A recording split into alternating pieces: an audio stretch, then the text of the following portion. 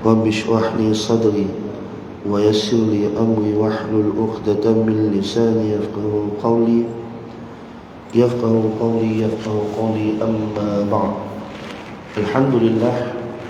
الحمد لله على نعمة الإسلام ونعمة الإيمان، ويا لها من نعمة عظيمة ومنحة جليلة، والصلاة والسلام على نبينا محمد صلى الله عليه وسلم، خير البشر على الإطلاق وأفضل في المعاني الأخلاق، بلغ الرسالة وأدى الأمانة، فأخرجنا بحامل الظلمات إلى النور، فاتبعنا هدي القرآن العظيم، ولزمنا سنة رسوله الأمين صلى الله عليه وسلم تسليما كثيرا. Yang saya hormati pengurusi dan ahli jawatan kuasa Masjid Sultan Idris Shah Teluk Intan, yang saya kasihi Tuan Imam, Tuan Bilal, Tuan-Tuan Guru, asatidah, alim ulama, cerdik pandai, tuan-tuan, puan-puan, hadirin hadirat, muslimin muslimat rahimakumullah. Alhamdulillah Allah Subhanahu wa taala akan sebesar-besar nikmat yang telah dikurniakan ke atas kita pada malam ini, di saat Allah Subhanahu wa taala masih lagi meneruskan perjalanan kehidupan kita sebagai hamba Allah Subhanahu wa taala. Alhamdulillah juga Allah Subhanahu wa taala masih lagi memberi kesempatan dan ruang untuk kita berada di dalam rumah Allah Subhanahu wa taala, bersujud kepada Allah, bertasbih dan bertakbir kepada Allah Subhanahu wa taala. Maka tuan-tuan hadirin hadirat, inilah di antara salah satu nikmat yang perlu kita syukuri sebagai hamba Allah Subhanahu wa taala, dan di antara nikmat ini adalah nikmat yang tidak diberikan kepada semua manusia. Nikmat dapat kita beribadah, menunaikan akan kewajipan kita sebagai hamba Allah Subhanahu wa taala, insya-Allah. Tuan-tuan hadirin hadirat rahimakumullah, pada malam ini insya-Allah kita akan sambung balik bacaan kitab 40 hadis jalan ke syurga. 40 hadis jalan ke syurga, yang pada bulan lepas telah kita membaca satu hadis bagaimana kita sebagai umat Islam perlu dan wajib menjaga rukun Islam dengan sempurna. Bagaimana kesempurnaan sebagai seorang umat Nabi Muhammad sallallahu alaihi wasallam itu sendiri, yaitu menjaga rukun Islam, solatnya, puasanya, zakatnya, dan segala perkara itu perlu dilakukan dengan sempurna. Maka insya-Allah pada malam ini kita akan masuk hadis yang ketiga, yaitu hadis yang ketiga ini saya yakin dan percaya juga di antara salah satu hadis yang penting, yaitu salah satu juga kunci untuk kita ke syurga, yaitu mati di atas kalimah tauhid. Hadis yang ketiga, mati di atas kalimah tauhid. Ini hadis masyhur yang biasa dibacakan oleh mana-mana asatizah. Daripada hadis ini, daripada Muaz radhiyallahu anhu qala Rasulullah sallallahu alaihi wasallam, man kana akhiru kalami la ilaha illallah dakhala al-jannah, rawahu Abu Dawud. Artinya daripada Muaz radhiyallahu anhu berkata, Rasulullah sallallahu alaihi wasallam bersabda, sesiapa yang perkataan terakhirnya sebelum mati la ilaha illallah, pasti masuk ke dalam syurga. Maka tuan-tuan hadirin hadirat, di saat seseorang mungkin kali pertama dengar hadis ini, ada orang dia kali pertama dengar hadis ini, ada orang mungkin dah banyak kali, ada daripada kita beriman dengan hadis ini. Maka sebenarnya tuan-tuan, ini adalah sebenarnya sebahagian daripada hadis yang panjang, yang daripada sambungan daripada hadis ini dikatakan, sahabat bertanya lagi kepada Rasulullah sallallahu alaihi wasallam, Yang saya tak ingat matan dia tuan-tuan, tapi maksudnya mafhumnya berbunyi, adakah seseorang yang berzina, yang mencuri pun, di saat kalimah terakhir dia la ilaha illallah akan masuk ke syurga juga? Ditanya sahabat kepada Rasulullah sallallahu alaihi wasallam. Lalu baginda Rasulullah sallallahu alaihi wasallam menjawab, ya, walaupun seseorang itu dia berzina, dia pernah berzina, dia pernah mencuri, tetapi kalimah akhir dia, kata-kata terakhir dia sebelum sakaratul maut ataupun ketika sakaratul maut adalah kalimah tauhid la ilaha illallah, maka Nabi kata dakhalal jannah, masuk ke dalam syurga. Tetapi bukanlah bermaksud untuk kita bebas melakukan dosa-dosa besar. Bukanlah bermaksud untuk kita hanyalah menetapkan supaya mudah di dalam menuturkan kata-kata kalimat tauhid ini dengan sambil-sambil berbuat dosa. Tidak. Kerana jangan kita yakin di saat kita melakukan dosa, melakukan maksiat dan kejahatan, maka Allah akan mudahkan di dalam menyebut perkataan la ilaha illallah.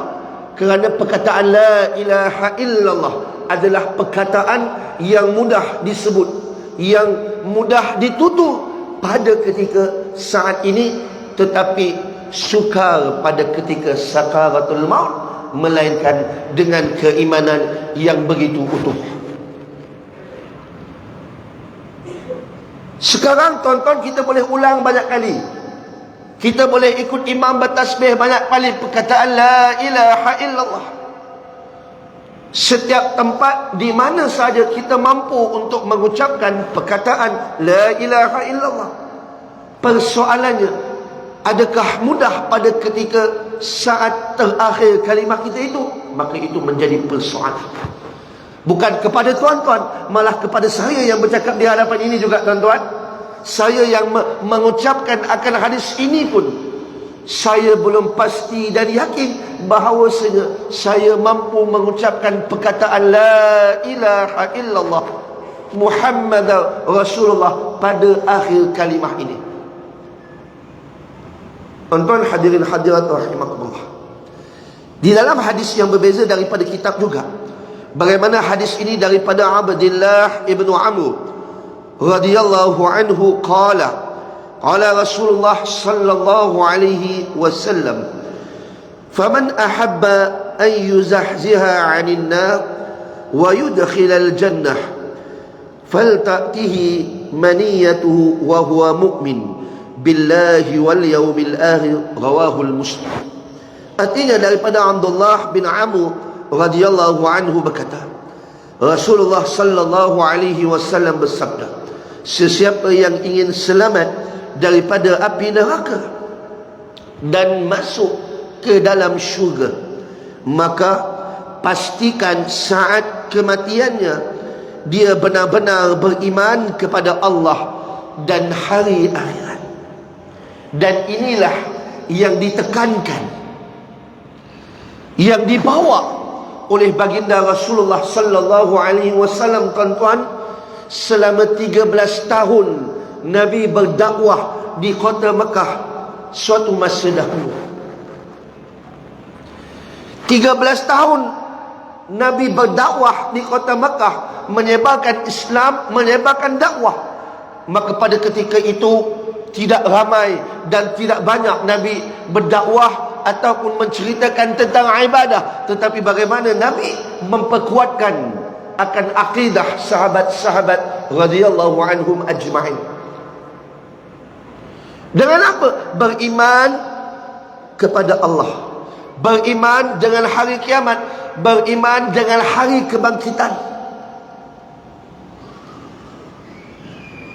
Tuan-tuan hadirin hadirat, di saat kita membicarakan kalimah la ilaha illallah, adalah kalimah tauhid yang dikatakan kalimah yang membenarkan akan keimanan kita.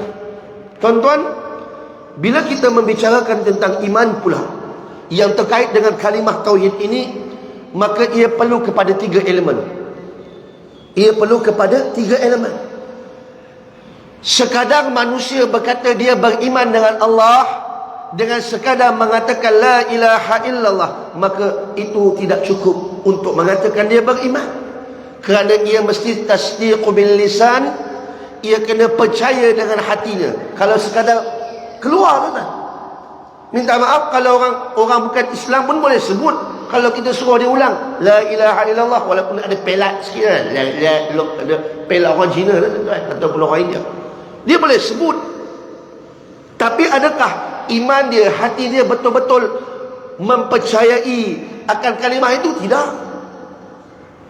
Maka perlu disebut dengan lisan, kena percaya dengan hati. Dan yang terakhir, elemen yang terakhir, yang ketiga, perlu diamalkan dan dipraktikkan dengan amalan-amalan ibadah. Maka kalimah tauhid yang dibicarakan itu la ilaha illallah ini, tuan-tuan, adalah bagaimana pengakuan kita untuk beribadah kepada Allah semata-mata, tanpa ibadah dengan orang lain. Pengakuan bahawa ibadah kita, hidup kita, mati kita, inna salati wa nusuki wa mahyaya wa mamati lillahi rabbil alamin, semata-mata kerana Allah. Maka kalau ibadah yang bukan ibadah kerana Allah, maka pasti ditolak. Tuan-tuan hadirin hadirat, ibadah itu adanya 2. Ada ibadah khusus dan ada ibadah umum. Ada ibadah khusus dan ada ibadah umum. Seperti yang mana tuan-tuan lakukan saat tadi, solat maghrib, itu ibadah apa? Ibadah khusus. Ibadah umum bagaimana? Ibadah umum, contoh kalau tuan-tuan membaca buku kerana Allah, membaca buku, maka niatkan ibadah kerana apa? Untuk menambah ilmu. Maka itu adalah ibadah dan dikira ibadah. Sama juga dengan makan. Makan pun sebenarnya ibadah, tuan-tuan, tapi perlu dengan niat. Tapi kalau melantok, tak ada lah. Kalau melantok sampai tak dapat nak, sampai kenyang, sampai tak dapat nak ibadah, maka dia tertolak. Maka sebab itu ibadah membicarakan tentang ibadah umum yang bersifat umum, bukan khusus. Maka perlu dilakukan dengan jalan-jalan seperti mana yang digaris panduankan oleh Allah, yang tidak terkeluar daripada syariatnya Allah dan daripada panduan sunnatun Rasulullah sallallahu alaihi wasallam. Maka sebab itu tuan-tuan, di saat baginda Rasulullah sallallahu alaihi wasallam mengutuskan Muaz bin Jabal dan Abi Musa al-Ash'ari untuk menjaga satu negara, tak silap saya Yaman, negara Yaman, diutuskan untuk menjadi gubernur, menjadi orang kata ketua kampung lah, YB lah, tuan-tuan. Maka apabila Abu Musa al-Ash'ari dan Muaz bin Jabal radhiyallahu anhuma berjumpa, maka Muaz bertanya kepada Abu Musa al-Ash'ari, bagaimana ibadahmu di sini?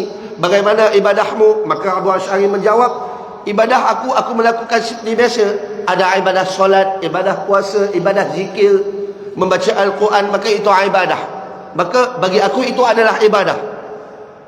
Tetapi bagaimana Muaz bin Jabal? Ia mengatakan, ia meletakkan segala kehidupan daripada pagi sampai ke petang, sampai ke malam, adalah ibadah kerana Allah Subhanahu wa ta'ala. Saat seorang suami bersama dengan isteri pun sebenarnya itu adalah ibadah. Itu adalah ibadah, tuan-tuan.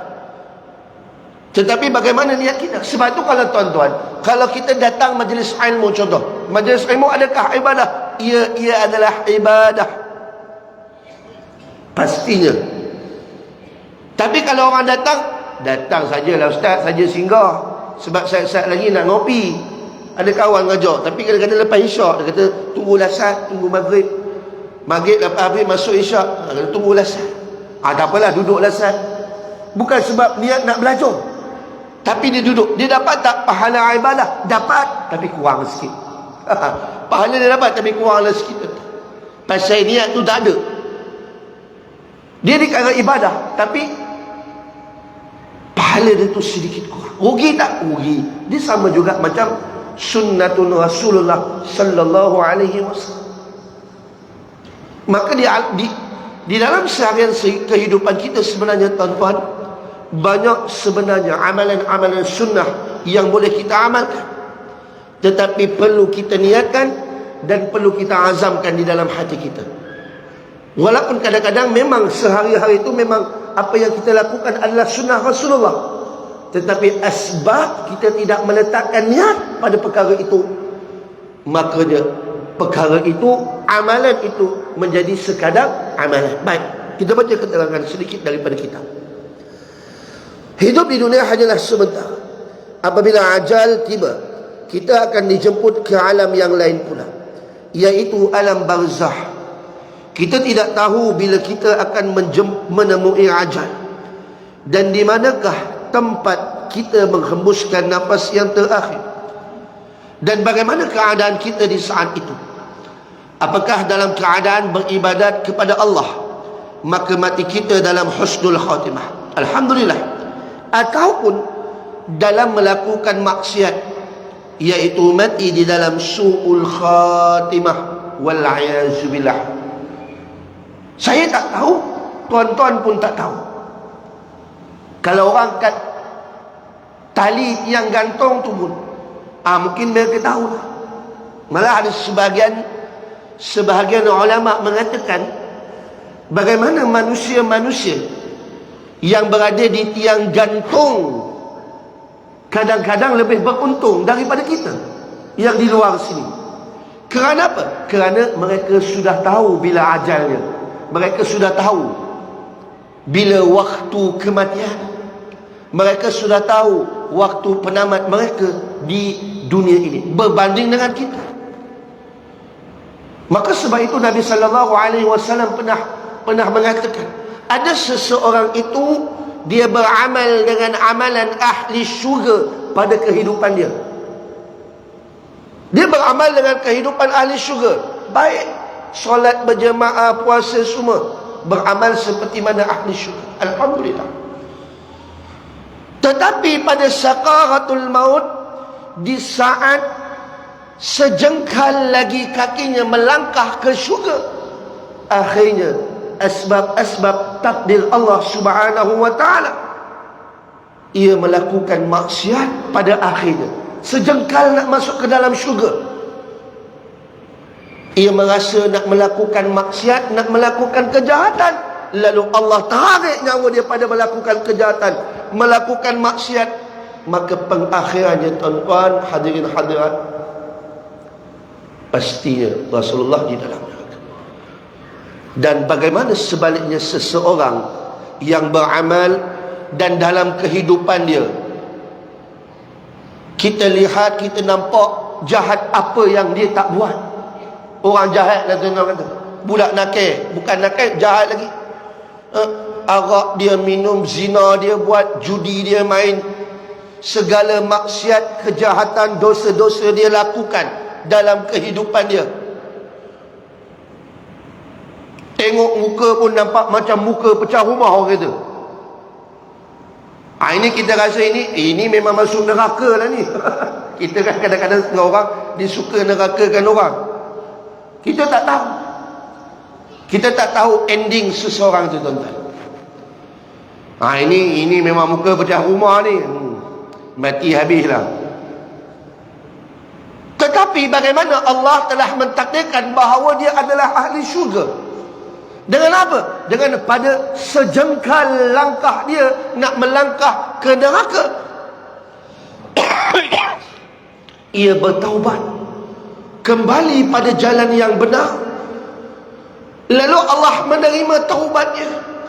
Allah menerima pengampunannya. Allah mengampunkan segala dosa-dosa dia, walaupun dosa dia sebesar langit dan bumi. dan Allah masukkan dia ke dalam syurga yang diimpikan oleh kita. Tuan-tuan, why? Mustahil, impossible. Macam mana dia ni seorang yang begitu jahat, tetapi penghujung dia baik.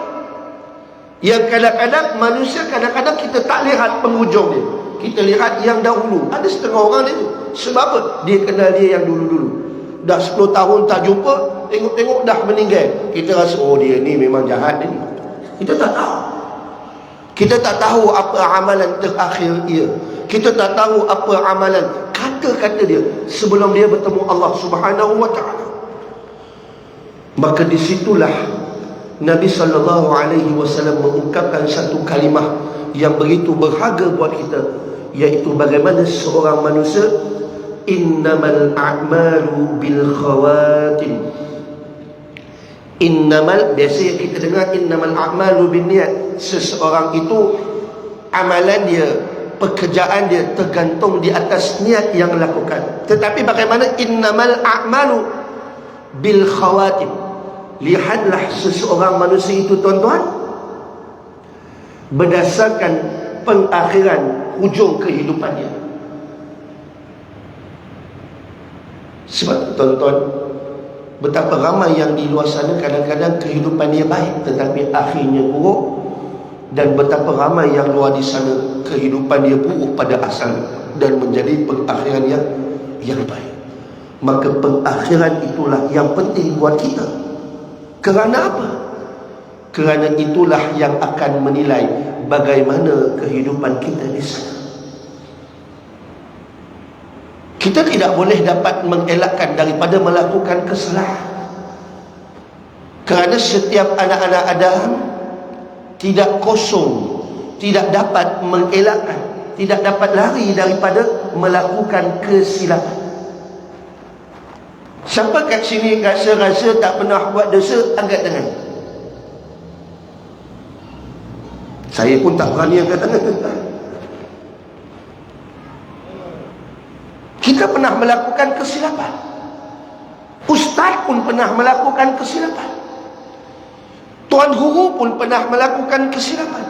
Imam pun pernah melakukan kesilapan. Setiap daripada kita pastinya tidak dapat melakukan dan tidak dapat mengelakkan daripada melakukan kesilapan. Tetapi bagaimana kesilapan yang kita lakukan, lalu kita memohon keampunan kepada Allah, maka itulah, tuan-tuan, sebenarnya sifat manusia.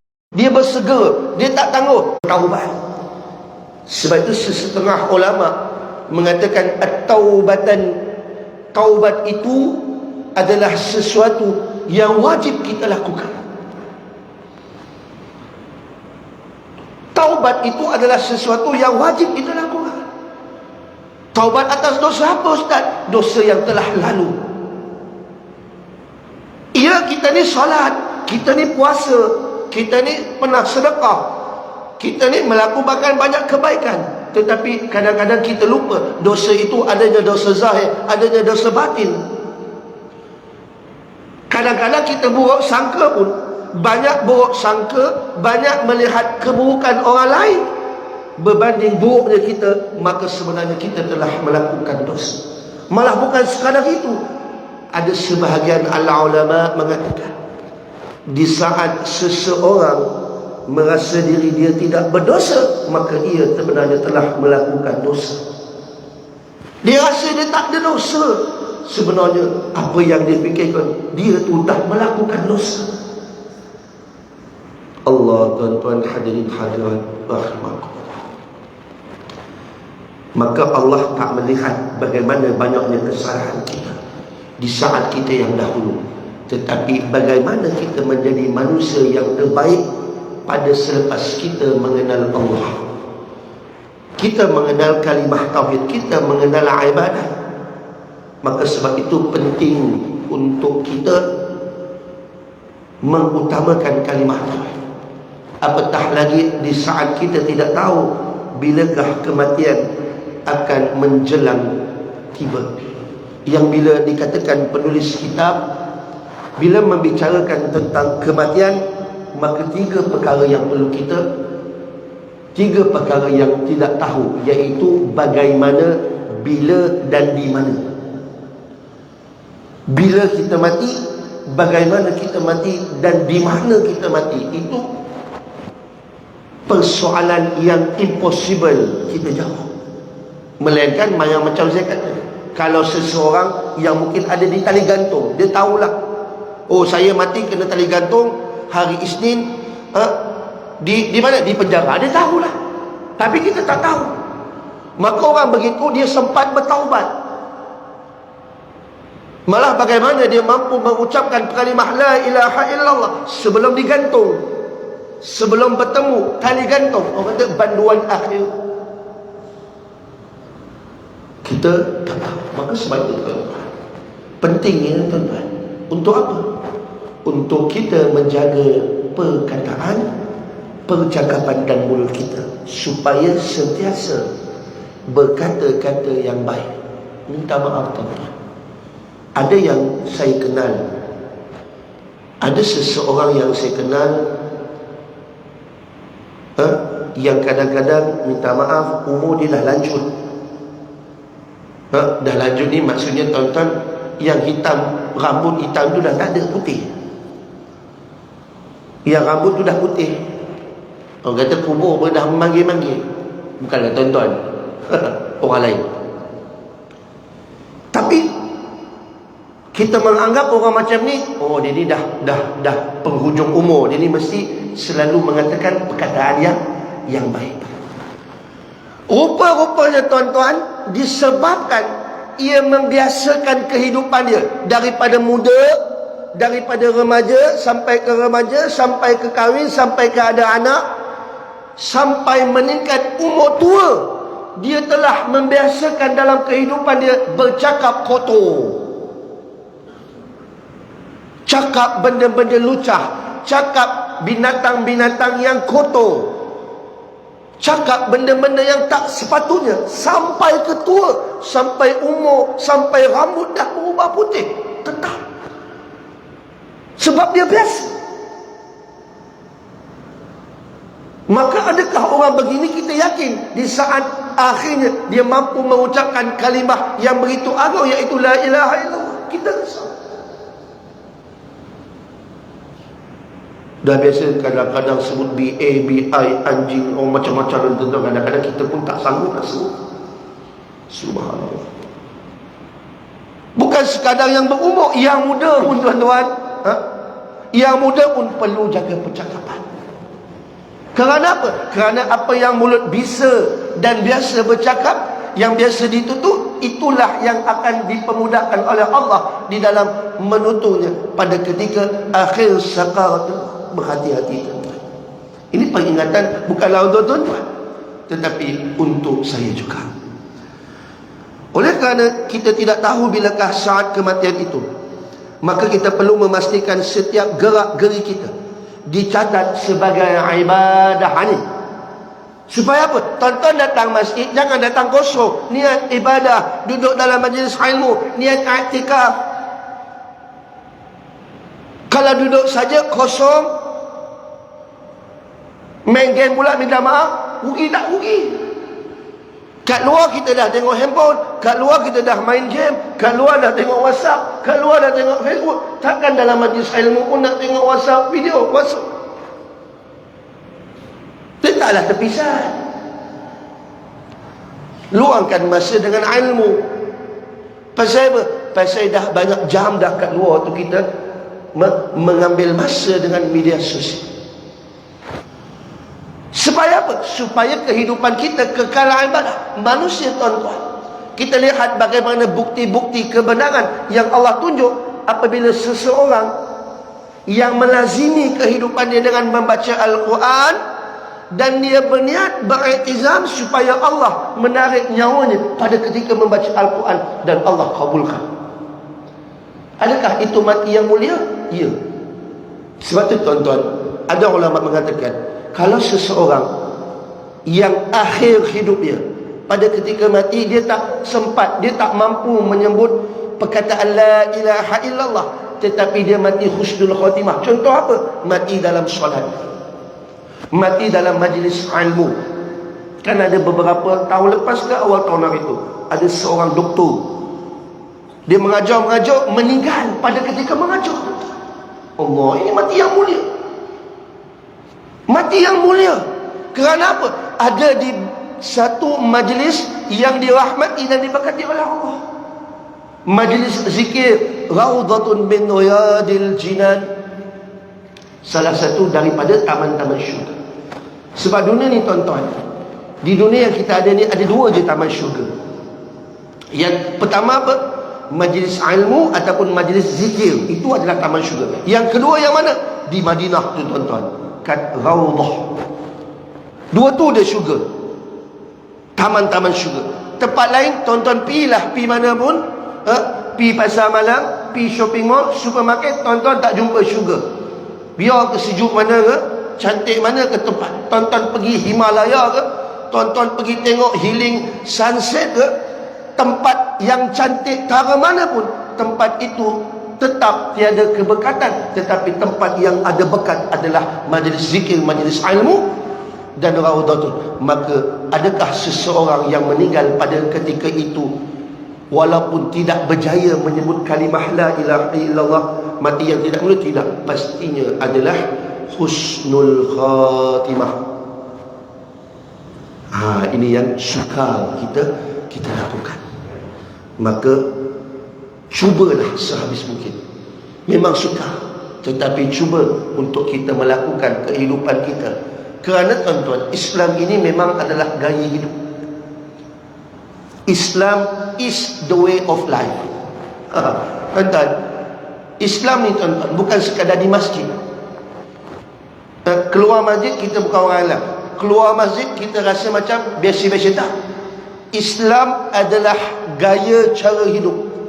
Islam telah datang kepada kita bukan sekadar untuk diamalkan di masjid ataupun di beberapa tempat, tetapi untuk diamalkan anytime, anyway, di mana-mana kita boleh amalkan dan bila-bila masa.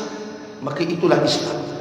Daripada masuk tandas, keluar tandas, daripada makan, minum, daripada sekecil-kecil perkara sehingga sebesar-besar memerintah negara, politik itu sendiri adalah Islam dan berdasarkan Islam.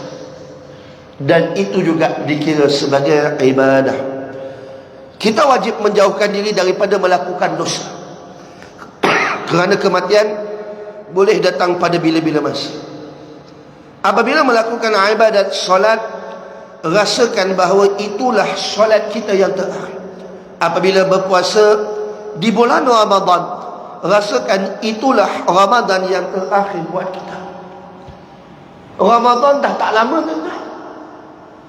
Rasanya Ramadan hari itu pun rasa macam baru je berlalu. Inilah nak masuk bulan 11, 12, 1, 2, 3 Ramadan, 5 bulan.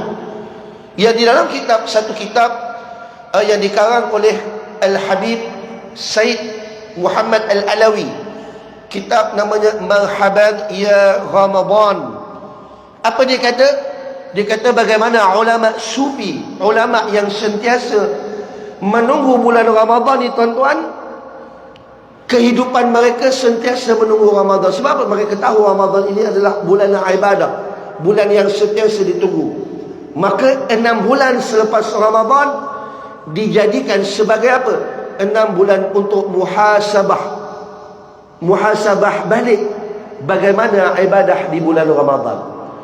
Maka selepas berlalu 6 bulan sebelum bertemu Ramadan, maka ia adalah waktu persediaan fizikal, mental untuk menghadapi Ramadan.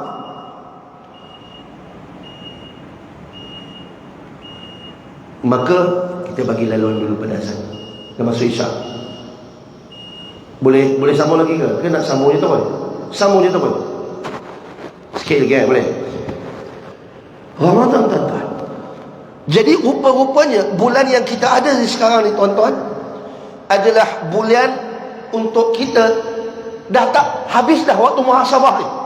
Waktu menyedia bulan Ramadan. Ni nak Ramadan dah 5 bulan ni. Apa persiapan kita? Kalau daripada Ramadan yang lepas sampai 5 bulan Ramadan ni tuan-tuan, tak pernah puasa sunat sekali pun tuan-tuan. Oh, ini something wrong, ulama kata. Kalau Ramadan yang tahun lepas dan Ramadan yang akan datang ni tuan-tuan, you are the same person. Memang kita orang sama, maksudnya tak ada pertambahan. Iman tak tambah, takwa tak tambah. La'allakum tattaqun. The same person. Puasa pun tak ada, ibadah pun tak bertambah, kadang-kadang berkurang. Ini ada masalah dalam ibadah kita. Ada masalah dalam ibadah puasa Ramadan kita. Sebab apa? Puasa Ramadan adalah satu bulan yang akan menambahkan ketakwaan seseorang. Tapi kalau lepas Ramadan we are the same person, rugi tak? Rugi. Baik. Jadi Ramadan yang tuan-tuan, bukan sekadar tuan-tuan, yang seingat saya daripada Ramadan tahun lepas, yang Ramadan akan datang, berapa ramai sahabat kita, jiran kita, orang yang kita kenal telah meninggalkan kita. Rupa-rupanya Ramadan tahun lepas yang mungkin kita berbuat puasa sama-sama, duduk sebelah menyebelah, tahun ini sudah tiada. Tak ada dah. Maka itu Ramadan yang terakhir. Maka kita tak tahu Ramadan itu ke, Ramadan belum datang ni, tak tahu ini kita akan rasa Ramadan ataupun Ramadan yang tahun lepas adalah Ramadan yang terakhir, yang awal tahun, Ustaz. Minta awal tahun lepas, awal tahun itu. Maka kalau sekiranya diberi izin oleh Allah untuk bertemu Ramadan, maka buatlah yang terbaik. Rasakan itulah Ramadan yang terakhir buat kita. Mungkin tahun depan kita tidak lagi berpeluang menikmati pahala besar daripada Ramadan itu. Begitulah hendaknya keadaan kita apabila melakukan amal ibadat yang lain. Sama juga. Salat, rasakan ini yang salat yang terakhir. Sedekah, mungkin ini sedekah yang terakhir. Supaya apa? Supaya di saat ibadah itu kita melakukan segala mampu khusyuk yang terbaik yang kita boleh bagi. Jangan kita yakin dan merasa bahawa I will live tomorrow. Memang kita merancang, kita boleh merancang esok nak pergi mana, esok nak makan apa. Merancang tak salah tuan-tuan. Kita merancang, Allah pun merancang. Wa makaru wa makarallah wallahu khairul makirin. Allah pun merancang, tuan-tuan pun merancang. Tetapi sebaik-baik perancangan adalah perancangan Allah. Kita juga mestilah rajin beristighfar, berselawat ke atas Nabi sallallahu alaihi wasallam dan berzikir kepada Allah. Antara zikir yang perlu kita perbanyakkan ialah menyebut kalimah tauhid sekurang-kurangnya 200 kali sehari. Boleh tak tuan-tuan? Rasa-rasa mampu tak? Rasa-rasa 200 kali sehari itu ambil masa berapa lama? Berbanding waktu kita dengan WhatsApp dengan Facebook tuan-tuan, ataupun waktu makan kita, ataupun waktu kerja kita. Kerja kita dengan dunia kadang-kadang ada yang 8 jam, ada yang 12 jam. Ada baki berapa? 12 jam lagi. Bak kata orang, takkanlah nak spend masa, nak bagi masa dengan Allah lebih kurang 1 jam pun kita kedekut. Yang waktu yang tuan-tuan ada pun bukan milik tuan-tuan dan bukan milik saya, itu milik Allah. Malah kembalikan kepada Allah. Maka Allah akan pemudahkan dan memberkati waktu tuan-tuan. Tuan-tuan perasan tak? Kalau orang yang selalu melambat-lambatkan solat, dia selalu gundah gulana, dia rasa bimbang, dia rasa something wrong, dan kadang-kadang menyebabkan banyak benda tak siap. Sebab apa? Solat lambat. Tapi kalau solat on time, solat di dalam awal waktu, kita akan merasa kelainan dan perbezaan bagaimana Allah akan memberkati waktu manusia. yang mementingkan akan solat di awal waktu, maka dia akan rasa daripada zuhur ke asar tu rasa terlalu panjang dan panjang, macam-macam boleh buat. Kalau bandingkan orang yang lambat-lambat, ada je benda tak siap, ada je benda tak kena. Sebab apa? Sebab melambatkan solat. Waktu sama, tuan-tuan 24 jam, saya 24 jam, semua 24 jam. Tapi Allah memberikan keberkatan pada setiap orang berbeza mengikut amalan dan keimanannya. Sebab tu tuan-tuan, orang dulu, ayah atuk moyang kita, atuk opah kita dulu nak basuh baju kena pergi sungai, nak masuk kena dapur pun dapur arang, orang kata dapur kayu api. Nak buat segala perkara semua susah. Sebab apa? Memerlukan usaha, memerlukan keringat. Kadang-kadang nak pergi sekolah pun tak ada kenderaan, kena naik basikal ataupun jalan kaki. Tetapi bagaimana tahun sekarang ni tuan-tuan? Kita hidup di dalam serba moden. Microwave ada, dapur ada, washing machine ada dryer pula tu. Macam-macam. Tapi bila kita lihat, walaupun bermacam-macam teknologi yang diberikan oleh Allah, tetapi tetap kadang-kadang kita tak mampu melakukan macam-macam benda macam mak ayah kita dulu. Mak ayah kita macam-macam sehari tu dia boleh buat. Kita ada je tak sempat. Padahal teknologi dah moden, dah macam-macam. Sebab apa? Sebab Allah tarik keberkatan waktu. Malah waktu yang kita alami dan kita lihat semakin lama semakin ditarik keberkatan. Sebab tu tuan-tuan kan, rasa sekejap je Jumaat ke Jumaat, rasa pantas, begitu pantas waktu berlalu. Seperti mana yang dikatakan oleh baginda, iaitu iqtarabaz zaman. Allah telah menarik dan mempercepatkan waktu dengan menarik keberkatan waktu itu sendiri. Sebab tu kita dah, walaupun dah dimudahkan dengan teknologi, tetap kita tak mampu. Malah bagaimana kita dilalaikan dengan perkara-perkara keduniaan sehingga tak mampu beribadah. Sedikitnya ibadah dan banyaknya dunia. Maka kalaulah sekadar 200 kali sehari untuk menyebut kalimah la ilaha illallah, kita tak boleh, kita suka, apa kita nak buat? Apa saya nak cakap tuan-tuan? Itu pilihan tuan-tuan. Bila nak buat? 100 kali pagi dan 100 kali petang. Kalimat tauhid iaitu la ilaha illallah. Mudah-mudahan dengan apa? Sebab kenapa sebut 200? Kerana dengan membiasakan diri menyebut kalimah tauhid itu, Allah akan membantu kita di saat sakaratul maut dan menjadikan kalimah itu sebagai kalam terakhir kita ketika menghembuskan nafas yang terakhir. Banyakkan duk tunggu orang rumah pergi pasar, tengah tunggu apa-apa, tengah tak buat apa-apa. Yang perempuan kalau tengah masak, tengah lipat baju, tengah sidai baju.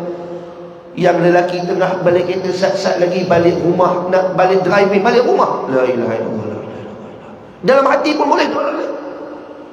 Sebab itu tuan-tuan, orang Arab ataupun para alim dan ulama, ia mewajibkan setiap seseorang yang berumur lebih 40 tahun untuk memiliki 2 benda.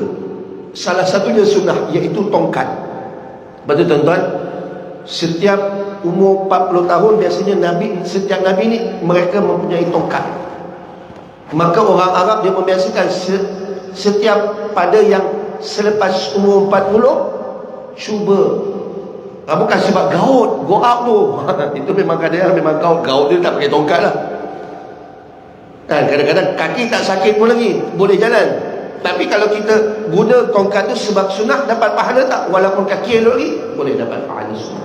Yang kedua, pada ketika umur sudah mencapai 40 tahun dan ke atas, maka membiasakan diri pergi ke mana-mana dengan membawa tasbih, mahupun tasbih digital, tasbih manual, ataupun apa-apa tasbih.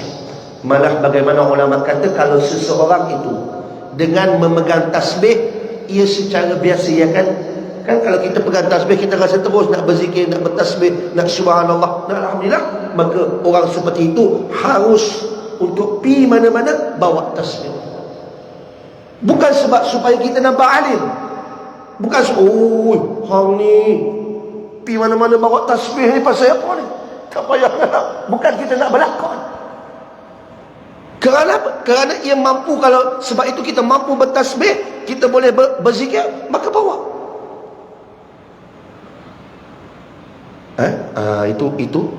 Itu di antara amalan-amalan terbiasa. Sebab tu kalau tuan-tuan lihat para masyayikh, tok-tok guru, tuan-tuan kalau pergi Yaman, tuan-tuan pergi negara-negara yang tok-tok guru ni, tak pernah lekang daripada tangan mereka daripada memegang tasbih. Mesti tangan mereka ada tasbih. Sebab mereka telah membiasakan diri mereka dengan kalimah-kalimah berzikir kepada Allah Subhanahu wa ta'ala. Maka tuan-tuan hadirin hadirat rahimakumullah, yang terakhirnya buat penakhiran dan penutupnya, ada satu kata-kata yang saya suka kongsikan kepada tuan-tuan, yang saya ternampak dan terlihat dan tertengok di dalam satu media sosial, iaitu TikTok. TikTok ni, media sosial ni biasalah ada baiknya dan ada buruknya. Maka apa kata dia? Ada seorang Pak Arab tu, dia memberi pesan kepada anaknya, yang pesanan itu begitu berharga. Apa dia kata? Aku tak kisah, I don't care kalau kamu Perdana Menteri ke, kamu pernah pergi ke bulan ke, kamu memiliki kekayaan ke, kamu mempunyai rumah besar ke, kamu mempunyai segalanya di dunia ini, tetapi akhir kata-kata kamu dan kamu tak dapat memegang kalimah la ilaha illallah, maka aku sebagai seorang ayah, aku pasti akan menangisi dan sedih akan perkara itu. Ini pesanan untuk anak dia kata. Dan dia kata, kalaulah sekiranya sebaliknya, kamu ni rumah pun tak ada, kamu ni terpaksa meminta-minta di dalam makan, kamu tak memiliki harta yang banyak, kamu terpaksa mengemis, kamu terpaksa hidup susah, kamu menerima pelbagai penyakit dan pelbagai kesusahan, kamu tak memiliki jawatan, tak memiliki apa, tetapi akhir katamu adalah perkataan la ilaha illallah, maka aku akan bangga denganmu walaupun di dalam dunia kamu tidak memiliki apa. Sebab di saat kita memiliki dan mempunyai kalimah la ilaha illallah, sebenarnya kita telah memiliki segalanya. Dan kalimah la ilaha illallah itulah tuan-tuan adalah satu kalimah yang lebih berat dan lebih besar daripada dunia dan seisinya. Maka sama-samalah kita dimudahkan oleh Allah untuk menyebut kalimah la ilaha illallah di dalam kehidupan kita dan pada akhir sakaratul maut kita, insya-Allah. Saya rasa sekarang itu saja perkongsian saya pada malam ini. Saya mohon maaf jutaan kemaafan kerana mengambil sedikit masa tuan-tuan. Semoga masa yang diberikan oleh Allah ini yang kita berikan untuk majlis ilmu diberikan ganjaran yang selayaknya oleh Allah Subhanahu wa ta'ala, insya-Allah, yang baik daripada Allah Subhanahu wa ta'ala, yang buruk daripada saya sendiri. Wabillahi taufiq wal hidayah. Wassalamualaikum warahmatullahi wabarakatuh. A'udzu billahi minasyaitonir rajim. Bismillahirrahmanirrahim. Alhamdulillahi rabbil alamin, wassalatu wassalamu ala asyrafil anbiya'i wal mursalin wa ala alihi wa sahbihi ajma'in. Allahumma faqqihna fid din wa 'allimna ta'wil wahdina siratal mustaqim. Na'am minan nabiyyin was-siddiqin wasyuhada'i was-shalihin wa hasuna ulaika rafiqa ya arhamar rahimin. Allahumma inna nas'aluka 'ilman nafi'an ورزقا طيبا وعملا متقبلا صالحا. ربنا آتنا في الدنيا حسنة وفي الآخرة حسنة وقنا عذاب النار. وصلى الله على سيدنا محمد وعلى آله وصحبه وسلم والحمد لله رب العالمين. تبارك الله.